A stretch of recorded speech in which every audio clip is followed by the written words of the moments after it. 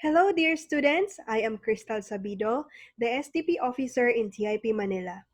I know that we are facing a lot of challenges right now, but please stay home and stay healthy. Today, we will discuss about the second SDP module, which is the SDP2 goal setting. At the end of the session, it is expected that you will be able to, number one, understand the importance of goal setting. Number two, identify the steps in effective goal setting. Number three, write an effective personal goal plan. And lastly, set realistic academic goals. To start, ask yourself, what do you want to achieve and do for the rest of your life? Again, what do you want to achieve or do for the rest of your life? From that question, you will be able to write down your vision and mission in life. Okay? In writing down your vision, you may want to ask yourself, how do I see myself 5 years from now? Maybe 5 years from now, you have graduated from TIP and ready to embark on your first career. Maybe 5 years from now, you passed the board exam and ready to accelerate on your career plans, and many more. Next, what is your mission? Your mission is the things that you need to do to achieve your vision. Going back to our examples earlier. In order for you to graduate, what do you need to do? You need to pass all your courses from first year. You need to pass all your courses from first year up to the last year of your program, complete and submit all the requirements so that you will be included in the graduates list. Otherwise, you will not be able to graduate, right? Another example, of course, if you want to pass the board exam, you need to invest your time and effort to review, complete, and submit the requirements. Otherwise, you will not have a chance to pass the board exam, right? Now that we know the basic information on how to write your mission and your vision, let's now talk about goals. Okay, so what is a goal? A goal is an idea of the future or desired result that a person or a group of people envisions, plans, commits to achieve. Now, let me give you some examples. Maybe one of your goals is to become successful. Okay, everyone wants to be successful in life in the future, but let's try to be more specific. Okay, you may want to strive for excellence, developing patience so that you can master your interests or talents when it comes to music, multimedia arts, photography, and many more. Or you may want to build good study habits so that you may qualify for scholarship next semester. Okay? So these are the things, for example, that you need, these are the things that you want to achieve. Okay? But guys, there is something that you need to do to achieve your goal. So what is it? So let's have a reality check first. And allow me to share this with you. It says here, failing to plan is planning to fail. Again, failing to plan is planning to fail. It means that we need to make plans on how we will achieve our goals. So how? Okay, let's take this into consideration. It says here, think of a goal as your final destination. If you don't know what your final destination is, there is no way to plan on how to get there. Okay? For example, when we need to go to an unfamiliar place, what application do we use to navigate or see how to get there? Using our mobile phones, our computers. Well, some of you may use Waze, some of you may use Google Maps. Personally, I'm using Google Maps. Okay? Let's use Google Maps. You just have to type the name of the place and then the app will give you the options on how to get there. You can see on the app the streets, the highways, and even the landmarks, right? And it will show you the estimated time of travel. Now, the question is, so what do we do next? Of course, we make a plan. Planning about the mode of transportation that we're going to take. How are we going to avoid the traffic, right? What time do we need to go? And of course, it shows us everything that we needed to do. Okay? Let me share with you why goal setting is very important. So it says here, psychological experiments prove that visualization helps people achieve their goal. It gives extra strength to a person to perform unfamiliar tasks, and this is called vision therapy. It means it is like creating a blueprint first before you build a house. In planning, we will be able to identify the things that we need to consider. Maybe the resources, the possible connections, new skills to develop, um, and credentials that we need to acquire to achieve our goals. But of course, along the journey, along the way, while we are doing the things that we need to do to achieve our goals, there will be a lot of challenges. Most of the time, those challenges might be unpleasant and it will really hurt us. It will discourage us to pursue our dreams. To help you overcome these challenges, let me share with you the things that you need to remember. Remember that there are two things in life: things that we can control and things that we cannot control. Notice that the things that we can control comes from within, comes from the inside. It means that these are the things that we can do. It is about how we will react or respond to the things that we cannot control, the things from the outside. So these are some of the examples of the things that we can control, and these are the things that we cannot control.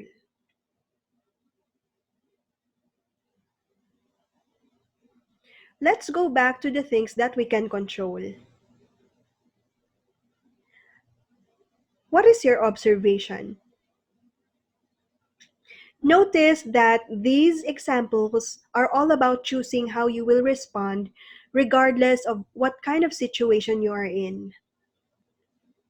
Despite the negative things around us, you have the power to choose to have the right mindset. You have the power to choose to have the right attitude. And you have the power to choose to be positive, to be happy, right? Now that we learn about the things that we can and cannot control, we will start setting our goals within our control.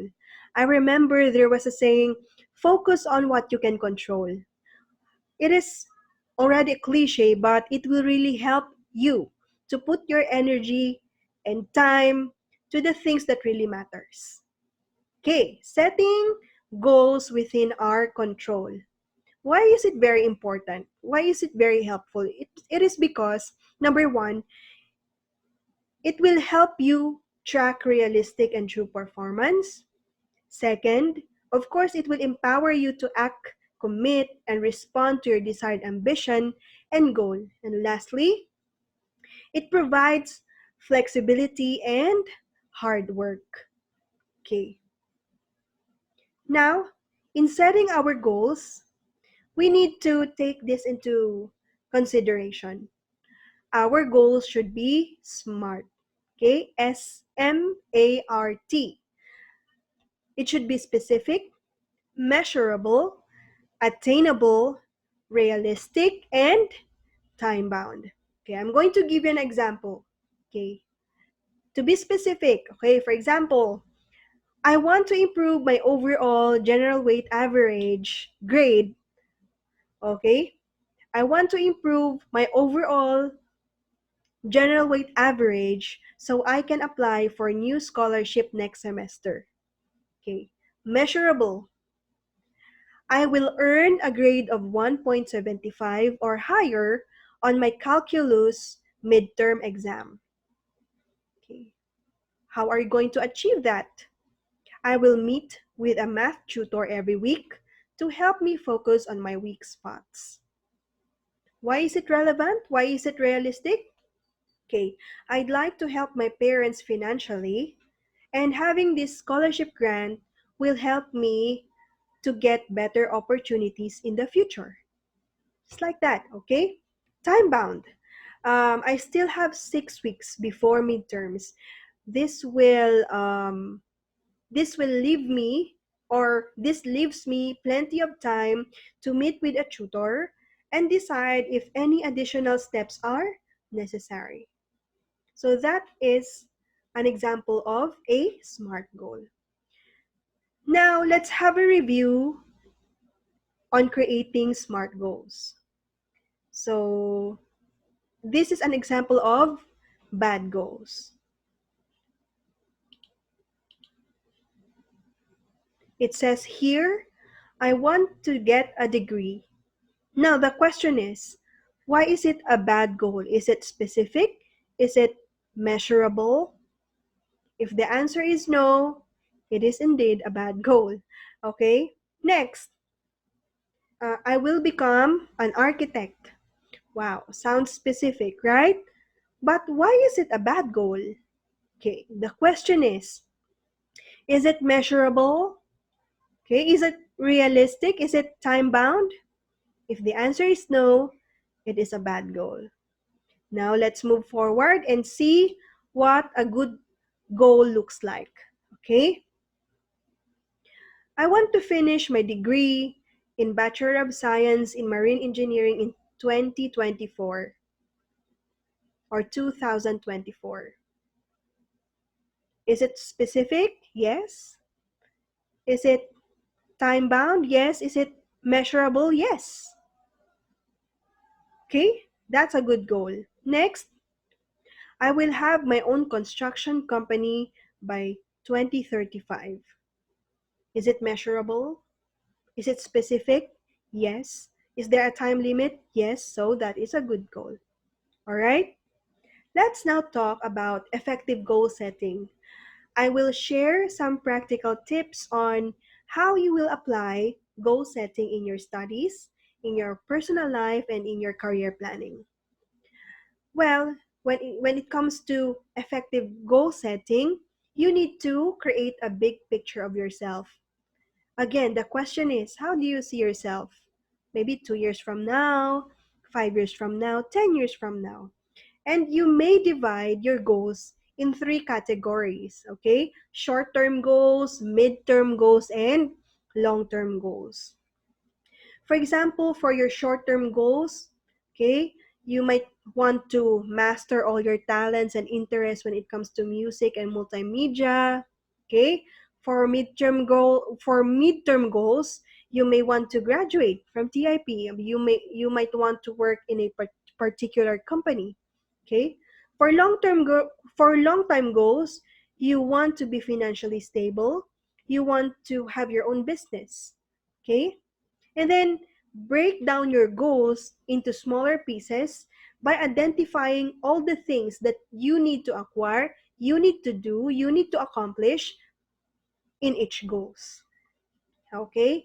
And then after doing this, what's next? Of course, the next step is taking action. All right? Taking the initiative, okay? Doing something related to your goals every day. For example, for your short-term goal, you may want to pass all your subjects this semester, but the challenge is you have some you have some difficulties in solving math problems, like for example in calculus. Okay, so what will be your action plan? Of course, you need to take an initiative to invest your effort and time to review and commit yourself in joining a tutorial class to help you improve in your performance. And after taking action, what's next? Of course, while you are taking action, you also need to monitor your improvement. So how? Of course, this is how you're going to monitor your improvement.